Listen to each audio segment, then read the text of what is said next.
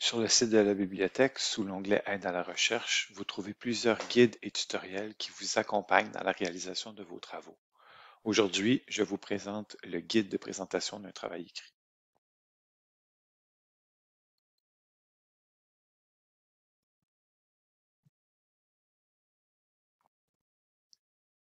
Le guide est multidisciplinaire, c'est-à-dire qu'il devrait répondre aux besoins et questions de mise en page de l'ensemble des programmes et des types de travaux. Par exemple, il présente comment ajouter une table des matières, comment introduire une image, un tableau, une équation, les annexes à la fin d'un travail, de même que bien d'autres choses encore. Le guide n'est pas qu'un outil de mise en page. Il aborde également les indications de citation bibliographique de la plupart des sources d'informations utilisées et nécessaires à la réalisation de vos travaux. Le guide précise comment citer adéquatement un article, une page web, une vidéo trouvée sur YouTube. Bref, une grande variété de types de sources est représentée et détaillée dans notre guide.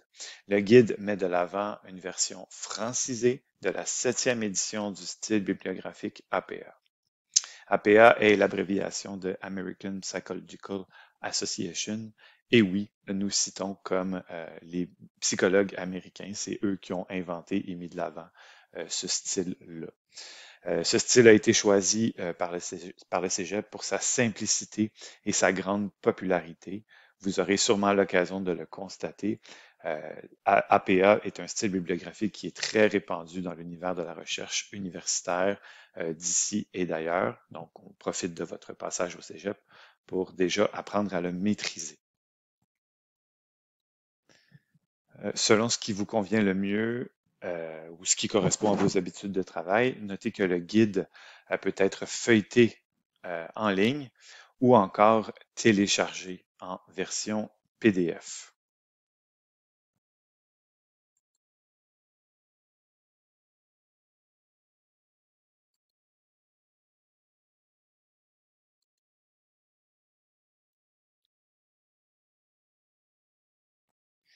Le guide présente les indications de mise en page générale de vos travaux. Nous avons fait en sorte que les différents éléments ou aspects de la mise en page soient abordés de façon visuelle et intuitive.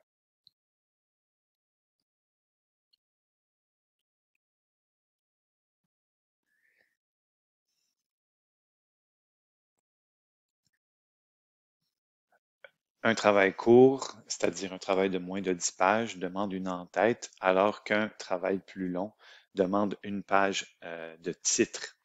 Donc, ces différents éléments sont présentés ici dans la section page de titre. Voilà. Le guide précise aussi comment insérer une table des matières. Lorsque c'est possible, nous avons ajouté un lien vers le site de support de Microsoft.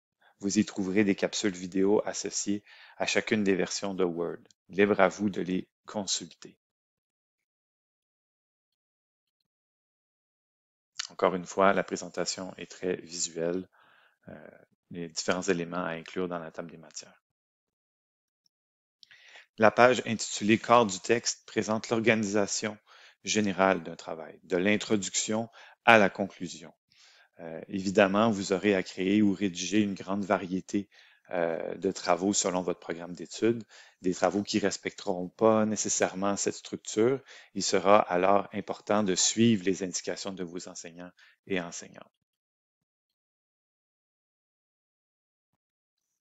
Je vais revenir à la table des matières du guide.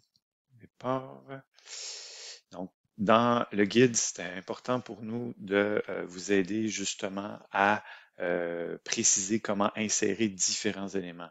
Donc, il y a une section dédiée à l'insertion d'une équation, par exemple, un tableau, une figure, une image, ou encore une note en bas de page si vous avez besoin, et aussi comment finalement ajouter des annexes.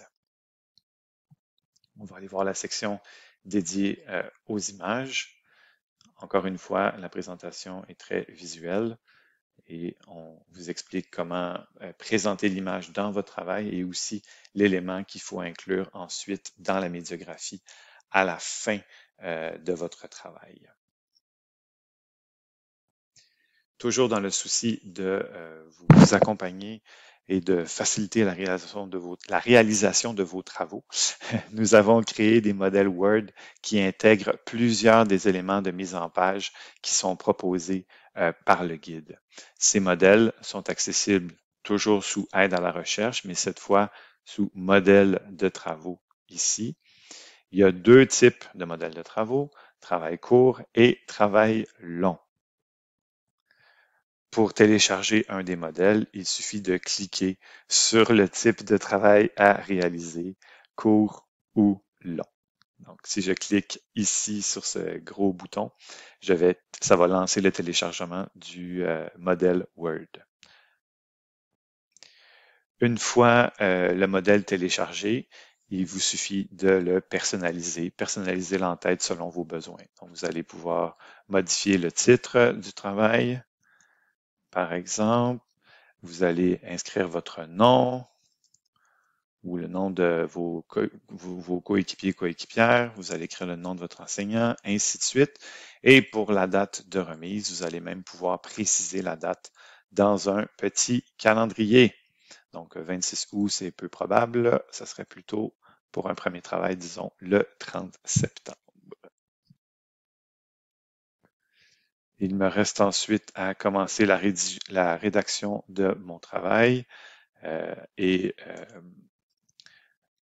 je peux évidemment ainsi de suite commencer la rédaction de mon travail. Et si j'ai besoin de modifier les styles, les bordures, les styles respectent évidemment les styles qu'on met de l'avant dans notre guide de présentation d'un travail écrit.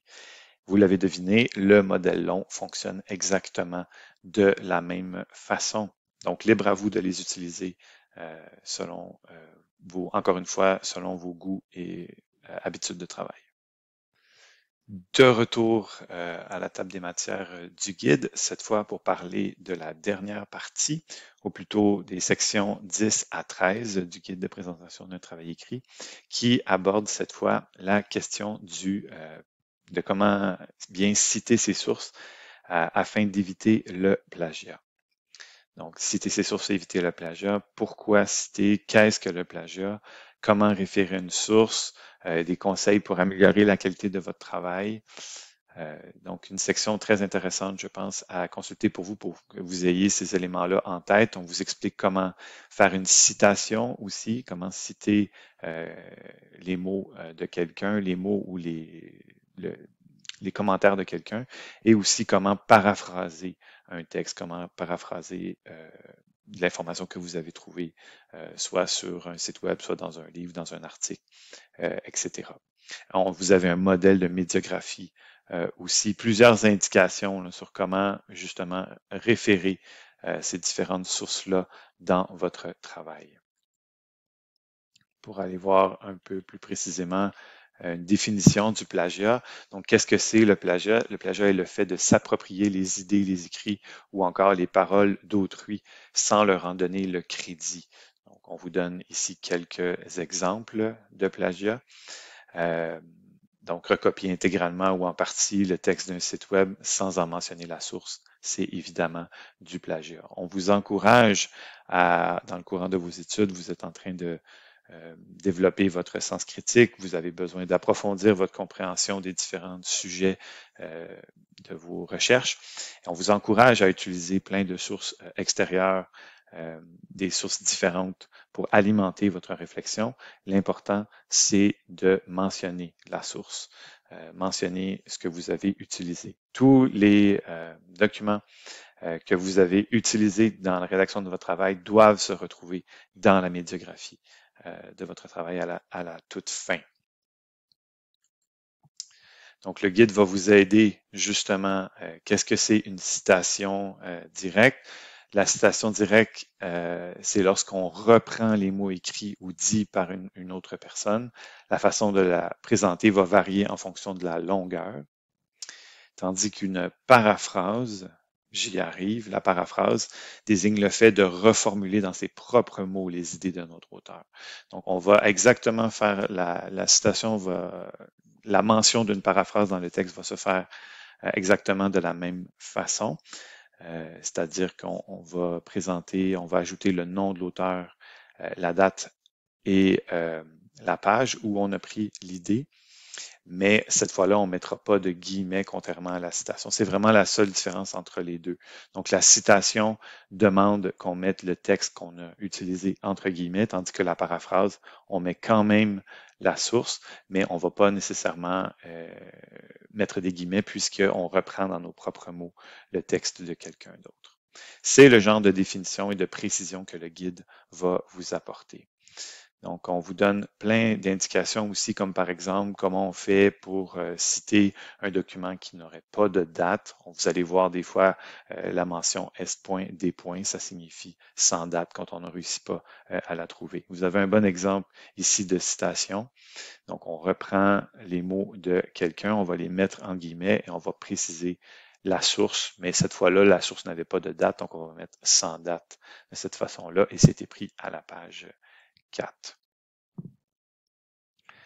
Quand on arrive à la fin, la médiographie, les indications de médiographie, vous avez un exemple, mais on va toujours la mettre en ordre alphabétique d'auteur. Puis lorsqu'il n'y a pas d'auteur, la référence va être classée selon la première lettre du titre. Elle est à simple interligne à l'intérieur d'une même référence, un saut de ligne après chaque référence et un retrait de marge, en retrait de la marge de gauche pour la deuxième ligne et les suivantes. Donc, voilà. Et toute la dernière partie du guide, c'est vraiment plusieurs exemples qui vous permettent de citer différents types de documents. Donc, toutes sortes d'exemples avec les éléments à aller chercher. Toute cette partie-là du guide, vous allez le voir, c'est mentionné souvent, fait référence à notre outil bibliographique, un outil qui est un site web, cette fois c'est une page web, et je vais en reparler dans une autre capsule. On va l'explorer ensemble dans une autre capsule, notre outil bibliographique. Donc, c'était ma présentation pour aujourd'hui du guide de présentation d'un travail écrit, toujours disponible sur le site web de la bibliothèque sous l'onglet Aide à la recherche, guide de présentation d'un travail écrit. Si vous avez des questions, n'hésitez surtout pas à venir nous voir à la bibliothèque. On est là pour vous accompagner tout au long de vos recherches.